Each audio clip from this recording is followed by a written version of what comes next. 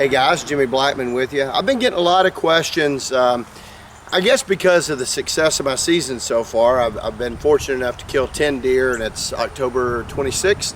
But about the setup, and I get the impression on some of these, not all of the questions I'm getting or the comments, that people think there's some secret sauce, and there really isn't. I'll go over briefly, my setup, what I'm shooting this year, but then I'll go through with you what I really think you have to have in order to hunt successfully. I'm shooting my Mariah Chinook longbow. It's 64 inches long, 49 pounds at my draw. Osage and bamboo limbs. It's got some other wood, diamond wood in the core. Beautiful bow Rick Anderson made me in 2009. And I've had tremendous success with it. I've hunted with it throughout this year. I'm shooting full length Port Orford cedar shafts, 31 inches long. I'm shooting Zwickey 125 grain points. These are spine 45 to 50. They all run 47 plus or minus a pound.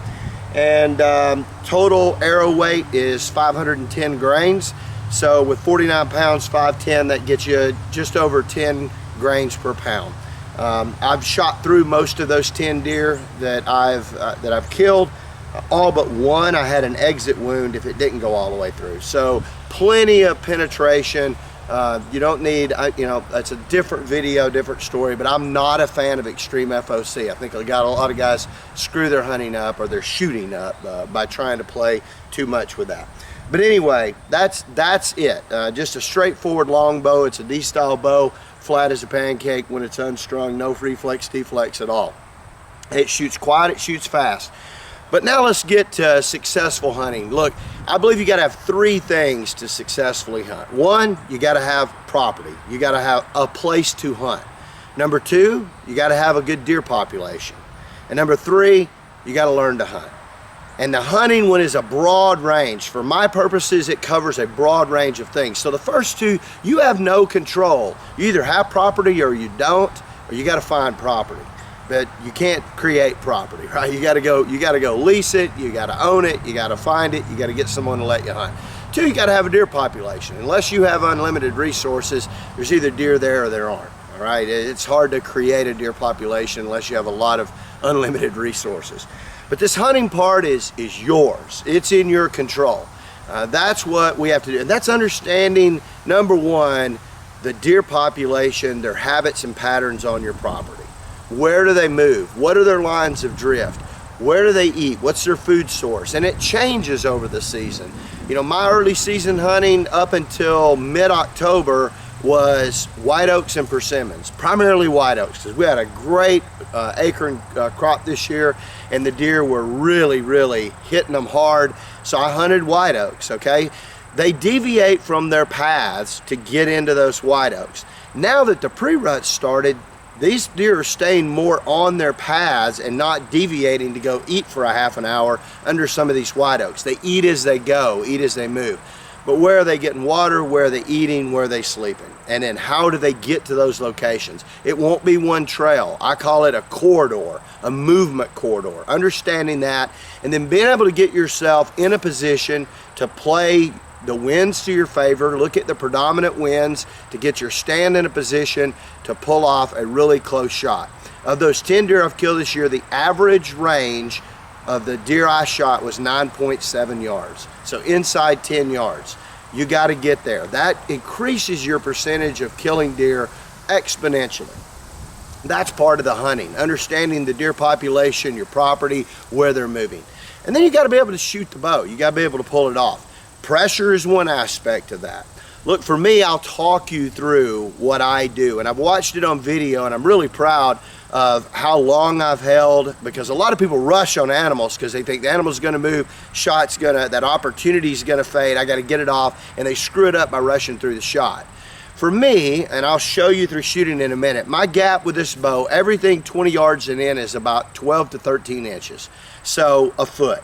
I need my tip of my arrow a foot below the impact point at any range 20 and under. And I ain't shooting a deer beyond 20.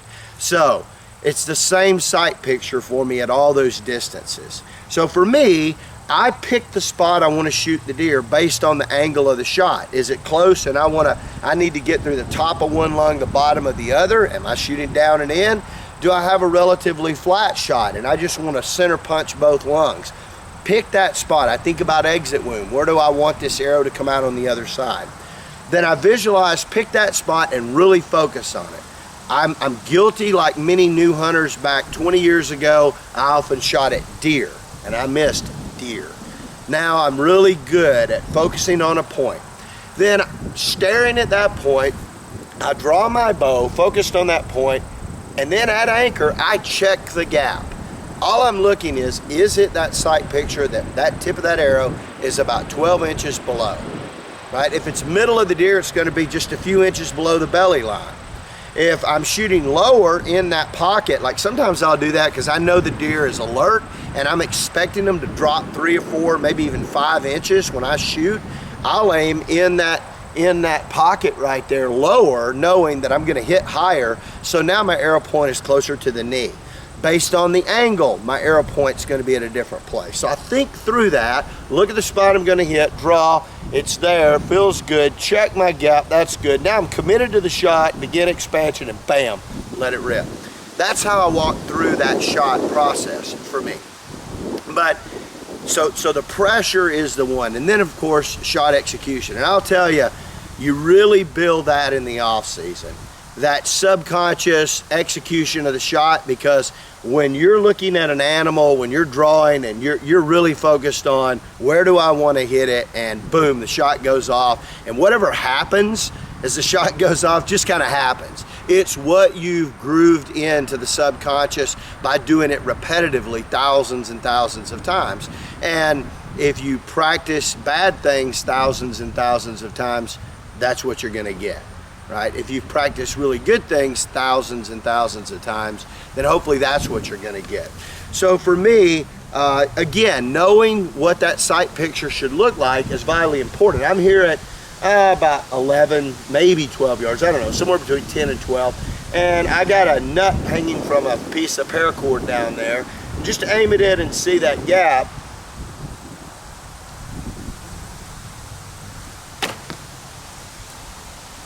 helps me just look and see that sight picture. I know where that arrow is going to be.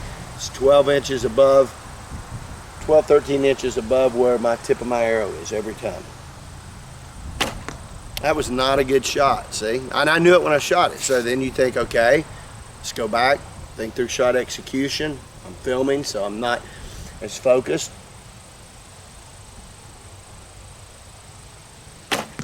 Much better shot, good bow arm, everything there.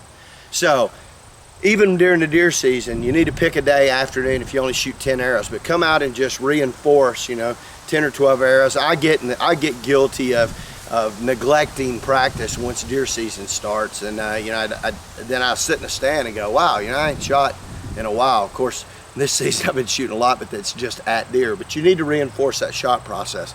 So think about it, property, deer, and then the hunting. The hunting is in your court. That's what you control. And so everything from going to school on the property, the environment, the deer, the patterns, their habits, understanding it, not disturbing it, and then get it in the right place to give yourself an opportunity to execute what you did in the off season. And that's that shot process. Calm under pressure, right?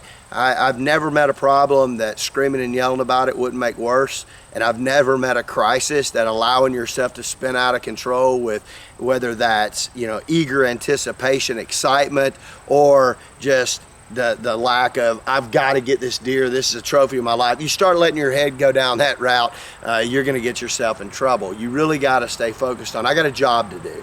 And that's shot execution. That animal's there, yeah, it may be a trophy. I ain't focused on that right now. I've committed to killing this animal, pick my spot, draw, confirm my sight picture, it's there. I'm committed to this shot. Begin expansion to conclusion and let the arrow do the rest for you. It'll take care of yourself. Best of luck to you. Hope you're having a great